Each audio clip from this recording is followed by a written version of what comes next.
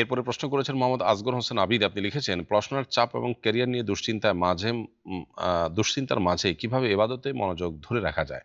মানসিকভাবে শান্ত থাকার জন্য একজন ছাত্রের দৈনন্দিন রুটিন কেমন হওয়া উচিত বলে আপনি মনে করেন? ভাই আসগর হোসেন আবিদ, আমাদেরকে ক্যারিয়ার ভাবনা বেশিরভাগ মানুষকে আজকাল ডিপ্রেসড করে দিচ্ছে। পড়াশোনার অতিরিক্ত চাপটাও ওই ক্যারিয়ার ভাবনা থেকেই মূলত এসেছে।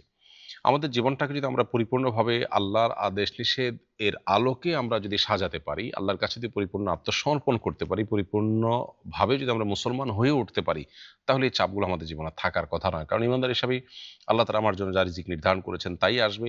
আমি সমাজে কারো সাথে পার্থিব কোনো বিষয়ে কম্পিটিশনে জড়াবো না, বরং আমি হালাল এবং সুস্থ স্বাভাবিকভাবে আল্লাহর কাছ থেকে যা পাবো সেটাকে আমি ওয়েলকাম করব। আর যেটুকু আমি পাবো না সেটুকুকে আমার রিজিকে নেই, সেগুলো আমার ভাগ্যে নেই, এটি চূড়ান্তভাবে জেনে আমি নিজেকে সান্ত্বনা দেব এবং আমি সন্তুষ্ট চিত্তে আল্লাহর ফয়সালাকে মেনে নিব। এই মানসিকতা যদি নিজের ভিতরে ধারণ করা যায় এবং পরিবারকে যদি অ্যাওয়্যার করা যায়, তাহলে সেক্ষেত্রে আপনার কেরিয়ারের চাপ বা পড়াশোনার চাপের কারণে অতিরিক্ত দুশ্চিন্তা এটা আপনার এবাদতের ধ্যান মগ্নতাটাকে নষ্ট করবে না। অতএব এবাদতে মনোযোগ ধরে রাখার জন্য আসলে আগে থেকে আমার ট্রিটমেন্ট হওয়া উচিত যে আমার দৃষ্টিভঙ্গির পরিবর্তন যেটা খুবই জরুরি, সেটি আমাদের মধ্যে করা দরকার।